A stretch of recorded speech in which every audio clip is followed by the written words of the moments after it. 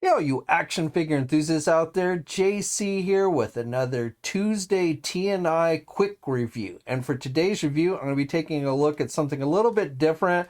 I thought I would take a look at these new customized accessories that I got from MRG Toyz for the DC Multiverse Peacemaker figure from the Suicide Squad movie. So these come. This just comes packaged, and it comes in a padded envelope. And then when you take that out, you just get the accessories. They're in these Ziploc bags, so nothing too elaborate. He threw in his little business card or sticker, whatever you want to call that. But you definitely don't get elaborate packaging with it. So let's go on and get these open and take a look at them and see how they work with the actual action figure, the Peacemaker action figure here.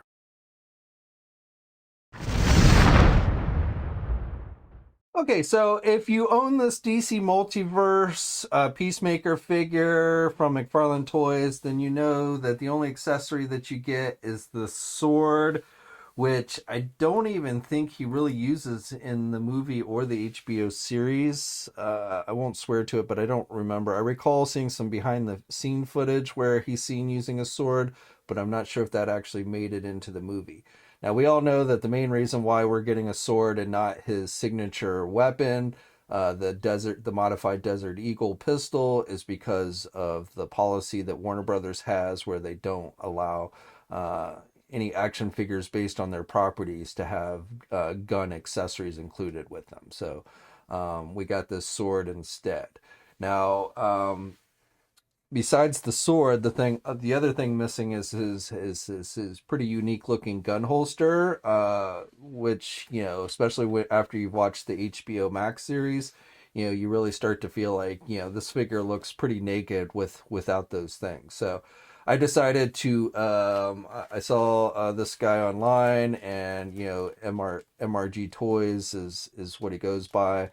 And he does have a website, which I will put a link to that in the video description below. And right now, I don't think he's actually taking orders. He'll open up orders for a little while for stuff, and then he'll take some time to have those made and sent out to people, and then he'll reopen up for new orders. And besides Peacemaker's accessories, he also does accessories for the Bloodsport figure, who had a very unique looking rifle. I didn't get that myself, but if you wanted accurate movie like weapons for your Bloodsport figure, he can hook you up for those as well. So as I mentioned, you basically just get the stuff in this little Ziploc bag. Where he includes this little sticker sheet for kind of his business type card thing. So we'll take that out. The actual Desert Eagle and the magazines and the silencer for the gun are in the smaller Ziploc bag, and then the holster itself is just in the larger bag. Now, when you're putting the holster on the figure, you want to make sure that the silver belt buckle is facing forward. The belt unclips; it just slides out on the back here. These, you want to make sure the holster is pointing down. Same with these. You want to make sure the slits for the magazines are facing upward, and this hole is also facing upward. This is for a silencer. So you'll note that the figure has its own belt, not a gun holster, but it does have its own belt, which if you really wanted to, you could remove, but you don't have to. You can just fit this gun holster over the top of the belt that the figure is already wearing, which is nice.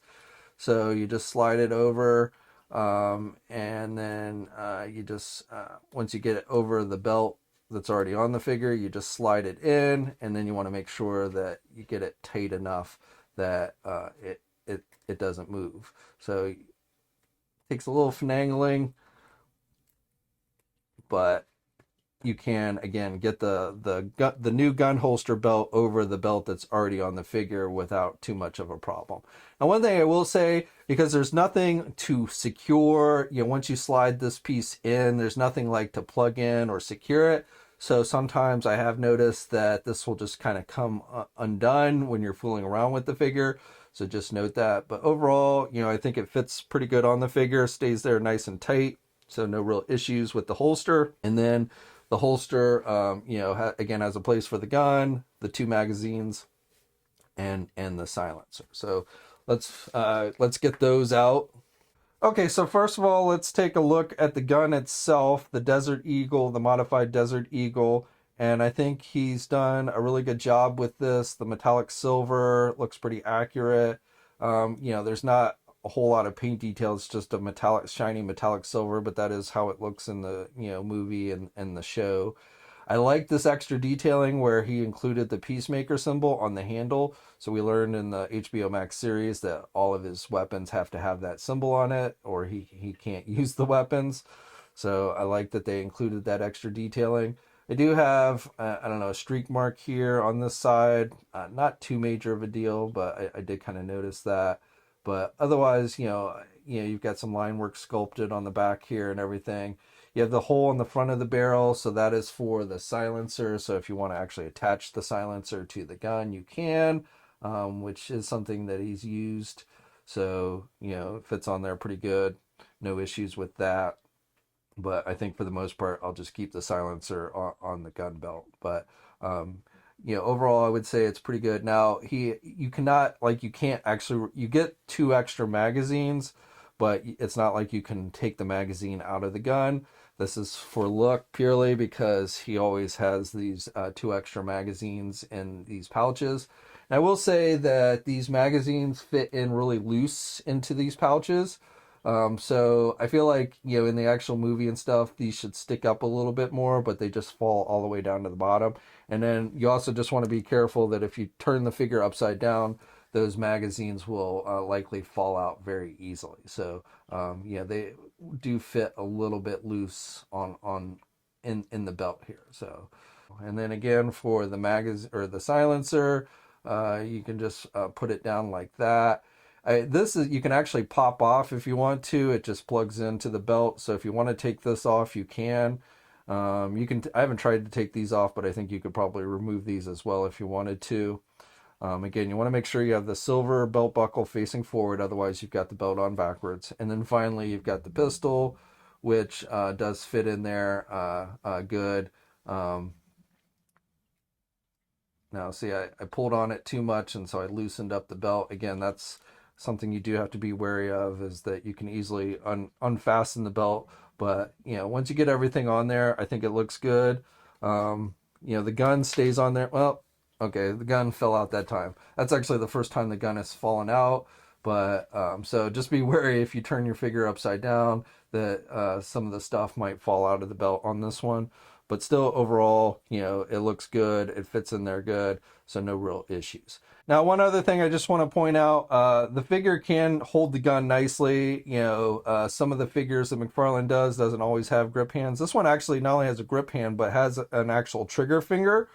So you can actually, put the gun in his right hand, and you can maneuver it so you can get that trigger finger into the guard there. So he actually, the gun was made for this figure to hold it, and he does hold it nice and tight. So if you want him to hold the pistol, that's definitely not a problem. This is just a normal grip hand, so you don't really get a trigger finger on this one. You could put the gun in that hand if you wanted to, but honestly, you can give him the sword in this hand so he can hold both the sword, the sword that came with the figure and the gun. And overall, I would say that looks good. And also, if you're wondering, the figure can bend its elbow enough so he can actually grip the gun in the holster, so you can make it look like he's pulling it out. You do get this kind of funny gappage on the elbow there, but technically you've got enough bending room with the figure that he can actually pull the gun out of the holster, which is nice. Okay, so that's my review. Overall, I'm pretty happy with these accessories. I definitely think it helps complete the figure. All I need now is an Eagly figure to go along with Peacemaker, which my plan is when the G.I. Joe Classified Spirit and Freedom comes out, I'm going to get an extra one so that I can take the Freedom from that one and give it to Peacemaker here for Eagly, who appeared in the HBO Max series. Definitely can't have Peacemaker without Eagly. But I'm happy with these accessories. I think they look good on the figure. I think they definitely help complete it. McFarlane has talked about doing weapons accessory packs, generic ones that could be used with DC figures, but I still have my doubts that we would ever get something this accurate for a character like Peacemaker, especially probably not the holster. So that's why I went the route. It's a little bit pricey, $25, but to me, I felt like it was worth it. So again, I will put the website link for MRG Toyz down in the video description below. If you want to check them out, you certainly can. As always, I'd love to hear your thoughts down in the comment section below, what you think of it. Like the video if you're so inclined. Subscribe to the channel if you haven't already. As always, guys, stay safe out there, and until next time, I'll catch you later. Hey, thanks for watching today's video, and be sure to subscribe to the channel if you haven't already, and hit that bell notification so alerted every time I upload a new video. And be sure to head over to the Toy News International and Marvelous News message boards communities. It's a great place to talk toys and win cool contests like $100 store credits to Big Bad Toy Store. And remember, action figures are great.